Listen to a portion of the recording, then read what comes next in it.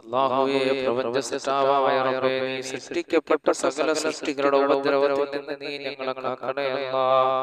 അല്ലാഹുവിനോട് നമ്മൾ ദുആ ചെയ്യണം. പ്രപഞ്ചസൃഷ്ടാവായ അല്ലാഹുവേ, ഭൂമിയിൽ ഒരുപാട് സൃഷ്ടികളെ സൃഷ്ടിച്ചിട്ടുണ്ട്. അവരുടെ ഉപദ്രവങ്ങൾ പല രീതിക്കാണ് നമ്മെ പിടികൂടുന്നത്, അല്ലേ? നമുക്കറിയാം, കണ്ണുകൊണ്ട് കാണുന്നതും കാണാത്തതുമായ ഒരുപാട് സൃഷ്ടികളെ അല്ലാഹു സൃഷ്ടിച്ചിട്ടുണ്ട്. പടച്ചവനെ, അവിടെ എല്ലാ സൃഷ്ടികളുടെ ഉപദ്രവത്തിൽ നിന്ന് ഞങ്ങളെയും ഞങ്ങളുടെ കുടുംബക്കാരെയും ഞങ്ങളോട് കൊണ്ട് വസിയത്ത് ചെയ്തവരെ നീ കാക്കണേ അല്ലാഹ്. എന്റെ പ്രിയപ്പെട്ട സഹോദരങ്ങളെ, നമ്മളിൽ പലരും വളരെ പ്രയാസപ്പെടുന്ന, ബുദ്ധിമുട്ട് അനുഭവിക്കുന്ന ഒന്നാണ് സിഹർ അഥവാ കൂടോത്രം മാരണം. വളരെ പ്രധാനപ്പെട്ട ഒരു വിഷയമാണ്. അല്ലാഹു നമ്മുടെ എല്ലാ ജീവിതത്തിൽ ബർക്കത്ത് ചെയ്യട്ടെ. ഒരുപാട് കുടുംബങ്ങൾ അനുഭവിക്കുന്ന ഒന്നാണ് സിഹർ അഥവാ കൂടോത്രം മാരണം. അതിനെപ്പറ്റി പലരും ചോദിച്ചിട്ടുണ്ട്, എങ്ങനെ മാറ്റിയെടുക്കാം? പല ദാമ്പത്യ ബന്ധങ്ങൾ തകർന്നു പോകുന്നതും സിഹർ മൂലമാണ്. ഭാര്യ ഭർത്താക്കന്മാരുടെ ജീവിതത്തിൽ സിഹർ സംഭവിച്ചാലുണ്ടാകുന്ന ഒരു 12 അടയാളങ്ങൾ നമുക്ക് നോക്കാം. ആ അടയാളങ്ങൾ ഉണ്ടെങ്കിൽ സിഹർ എങ്ങനെ മാറ്റിയെടുക്കാമെന്നുള്ള ഖുർആനിക ഒറ്റമൂലിയും നമുക്ക് പരിചയപ്പെടാം. അതിനു മുമ്പായി ഒരു കാര്യം പറയാം. കണ്ടതൊക്കെ സിഹറായി വിശ്വസിക്കുന്ന ചിലരുണ്ട്.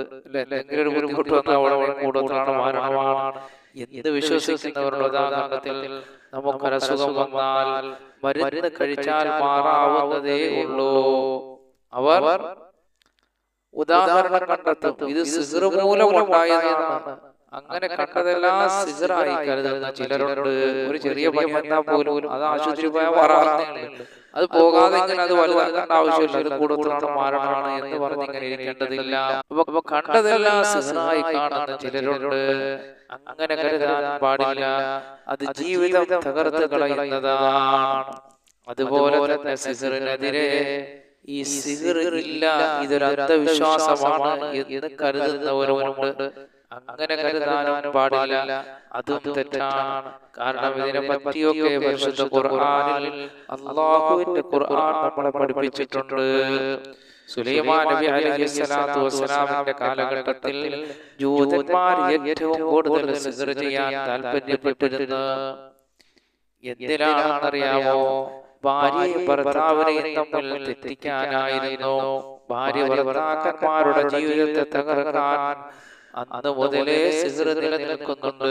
സുലൈമാൻ നബിയുടെ കാലഘട്ടത്തിൽ മാരണക്കാർ, കൂടോത്രക്കാർ കുടുംബത്തിൽ പ്രശ്നമുണ്ടാക്കാൻ വേണ്ടിയിട്ട് ഒരു സിഹർ ചെയ്ത് വെക്കുന്ന ആൾക്കാരായിരുന്നു. ഭാര്യ ഭർത്താക്കന്മാരെ തകർക്കാൻ വേണ്ടിയിട്ടില്ലേ? അങ്ങനെ ഒരു പതിവ് സുലൈമാൻ നബി അലൈഹിസ്സലാത്തു വസ്സലാമിന്റെ കാലഘട്ടത്തിൽ ആരിലുണ്ടായിരുന്നു? ജൂതന്മാരിലുണ്ടായിരുന്നു. ഇനി സിഹറിന് ഒരുപാട് ലക്ഷണങ്ങളുണ്ട്. അതിൽ നിന്നും പ്രധാനപ്പെട്ട 12 ലക്ഷണങ്ങൾ നമുക്ക് പരിചയപ്പെടാം. ആ 12 ലക്ഷണങ്ങൾ ഉണ്ടെങ്കിൽ അത് മാറ്റിയെടുക്കാൻ അതിനുള്ള ഒരു പരിഹാരവും ഇൻഷാ അല്ലാഹ് അവസാനം ഞാൻ പറയുന്നതാണ്. ഒന്ന്, കല്യാണത്തിന് മുമ്പ് ഭാര്യ ഭർത്താവ് തമ്മിൽ പരസ്പരം കണ്ടു ഇഷ്ടപ്പെട്ട് മനസ്സംതൃപ്തിയോടെ കല്യാണം കഴിച്ചതാണ് സിഹർ ബാധിക്കുന്ന പട്ടത്തിൽ. എന്നാൽ കുറെ അങ്ങോട്ട് പോകുമ്പോൾ എനിക്ക് ഇവൾ യോജിച്ചതല്ല, അല്ലെങ്കിൽ ഈ ഭർത്താവ് എനിക്ക് യോജിച്ചതല്ല എന്നൊരു തോന്നൽ വന്നു തുടങ്ങിയാൽ അത് സിഹർ ബാധിച്ചതിന്റെ അടയാളത്തിൽപ്പെട്ടതാണ്. അതുപോലെ രണ്ടാമത്, ജീവിതത്തിൽ എപ്പോഴും ദേഷ്യമുണ്ടായാൽ ഒരു കാരണമില്ലാതെ ദേഷ്യം മാത്രമേ ഉള്ളൂ, അങ്ങനെയാണെങ്കിൽ അതും സിഹറിന്റെ ലക്ഷണമാണ്. എപ്പോഴും ചൂടായിക്കൊണ്ടിരിക്കുക, ഒരാവശ്യമില്ല, ഒരു കാരണവുമില്ല, അതും സിഹറിന്റെ ലക്ഷണമാണ്. മൂന്നാമത്തത്, സ്നേഹത്തിൽ കുറവുണ്ടാവുക, സ്നേഹം മാറിപ്പോകുന്നതാണ്. ഒരു കാരണവുമില്ലാതെ സ്നേഹം കുറഞ്ഞു വരികയാണ്, അതും സിഹറിന്റെ അടയാളമാണ്. നിരന്തരം സ്നേഹക്കുറവ് അനുഭവപ്പെട്ടാൽ അത് സിഹറിന്റെ ലക്ഷണമാണ്. നാലാമത്, ഭർത്താവ് ജോലിക്ക് പോകാതെ കുഴിമടിയനായി ആകുന്ന ഒരവസ്ഥ ഉണ്ടെങ്കിൽ, ഒരു ജോലിക്ക് പോകാതെ കുഴിമടിയനായി മാറുകയാണ്. ജോലി ഉണ്ടെങ്കിലല്ലേ കുടുംബത്തിൽ സന്തോഷം ഉണ്ടാവുകയുള്ളൂ. അത് നശിപ്പിച്ചു കളയുക എന്നുള്ളത്, ജീവിതത്തിലെ സന്തോഷം നശിപ്പിച്ചു കളയുക എന്നുള്ളത്, അത് സിഹർ ബാധിച്ചതിന്റെ ലക്ഷണമാണ് അല്ലേ? സിഹർ ബാധിച്ചതിന്റെ ലക്ഷണമാണ്. ഉള്ള ജോലി എടുത്ത് കളഞ്ഞ് കുഴിവടിയനായി മാറിപ്പോവുക, അത് സിഹർ ബാധിച്ചതിന്റെ ലക്ഷണമാണ്. അഞ്ചാമത്തത്, ഭാര്യ അവളുടെ വീട് സംരക്ഷിക്കേണ്ടിയുള്ളവളാണ്. ഒന്നിലും അവൾക്കൊരു താല്പര്യമില്ല.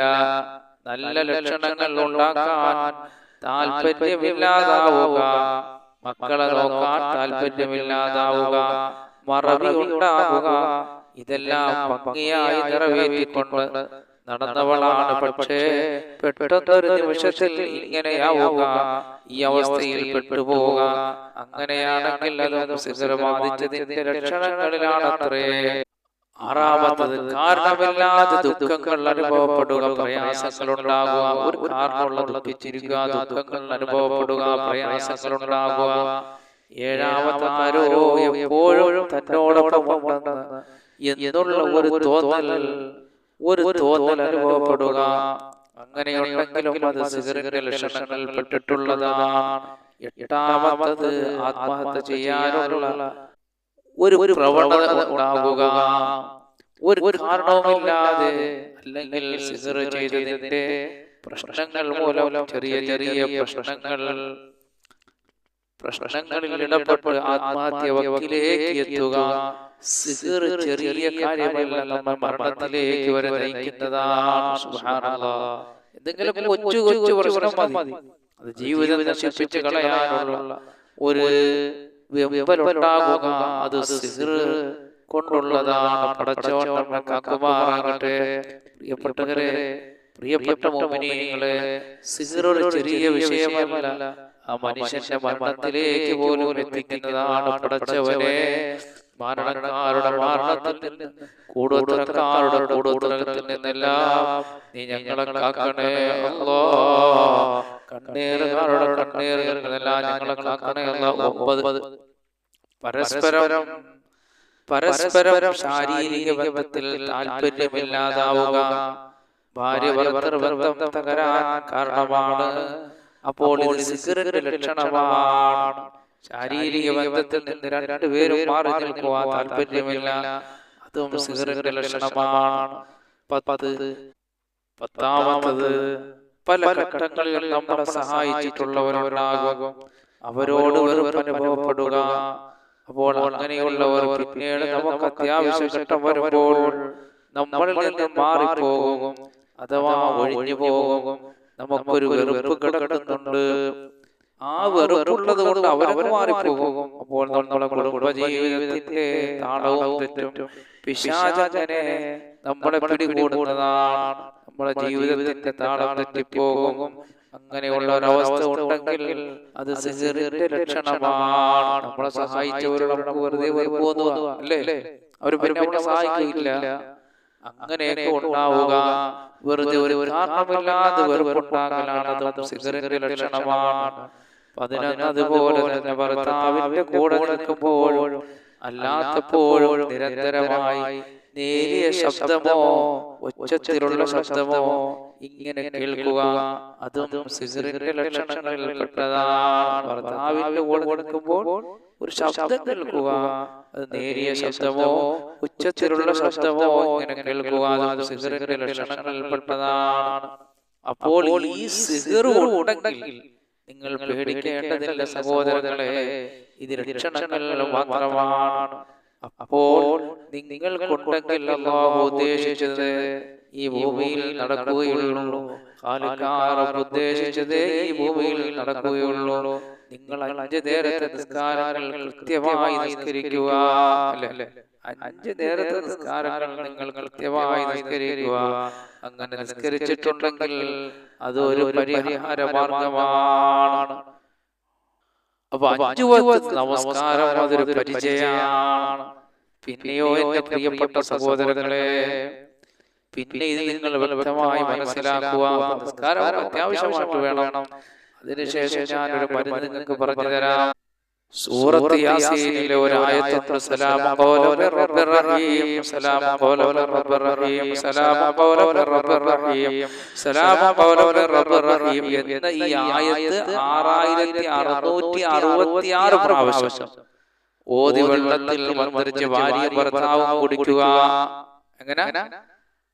സൂറത്ത് യാസീനിലെ ഈ ഒരു ആയത്ത് 6666 പ്രാവശ്യം നമ്മൾ ഓതി വെള്ളത്തിൽ മന്ത്രിച്ച് ഭാര്യയും ഭർത്താവും കുടിക്കുക. അതിനുശേഷം 21 പ്രാവശ്യം സൂറത്തുൽ മുസമ്മിൽ. അപ്പോൾ 21 പ്രാവശ്യം സൂറത്തുൽ മുസമ്മിലും 6666 പ്രാവശ്യം സലാമു ഖൗലൻ മിർ റബ്ബിർ റഹീം ഓതിയിട്ട് ഒരു വെള്ളത്തിൽ മന്ത്രിച്ച് അത് ഭാര്യയും ഭർത്താവും കുടിക്കുക. അങ്ങനെ എത്ര ദിവസം? 11 ദിവസം ചെയ്യുക. ഇൻഷാ അല്ലാഹ് കാരുണ്യവാനായ റബ്ബ് സുബ്ഹാനഹു വ തആല നിങ്ങൾക്കുണ്ടായ ബുദ്ധിമുട്ടിൽ അല്ലാഹു നിങ്ങളെ രക്ഷപ്പെടുത്തുന്നതാണ്.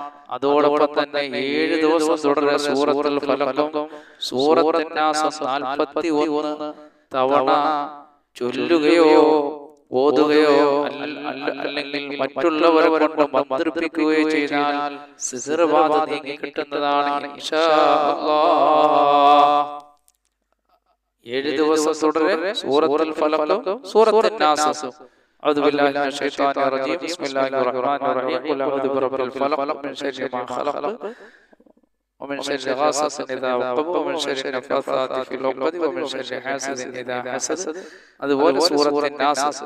ബിസ്മില്ലാഹിർ റഹ്മാനിർ റഹീം. ഖുൽ അഊദു ബിറബ്ബിൻ നാസ് മലിക്കിൻ നാസ് ഇലാഹിൻ നാസ് من شر الوسواس الخناس الذي يوسوس في صدور الناس من الجنة والناس.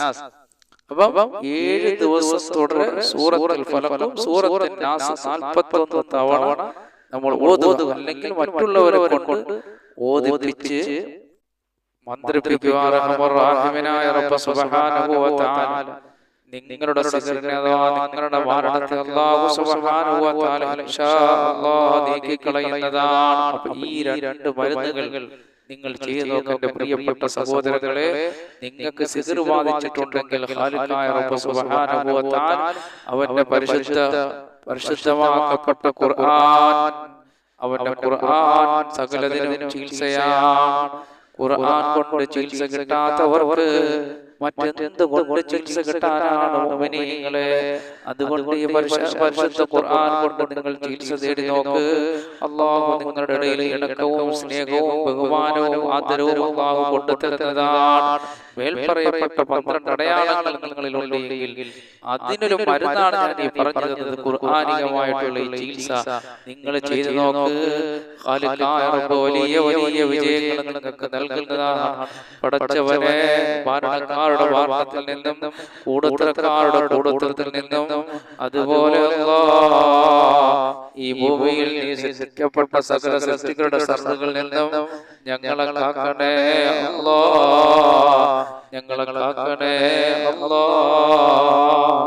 അൽഹംദുലില്ലാഹി റബ്ബിൽ ആലമീൻ. അല്ലാഹുമ്മ സ്വല്ലി അലാ സയ്യിദിനാ മുഹമ്മദ് വ അലാ ആലി സയ്യിദിനാ മുഹമ്മദ്. റഹ്മാൻ റഹീമായ അല്ലാഹുവേ, പ്രപഞ്ചസ്രഷ്ടാവായ പടച്ചവനെ, നീ തന്ന സമ്പത്തിലും നീ തന്ന ആരോഗ്യത്തിലും നീ തന്ന സന്താനത്തിലും നീ തന്ന ഭവനങ്ങളിലെല്ലാം നിന്റെ കാവലുണ്ടാകണേ അല്ലാഹ്, നിന്റെ കാവലുണ്ടാകണേ അല്ലാഹ്. ആമീൻ.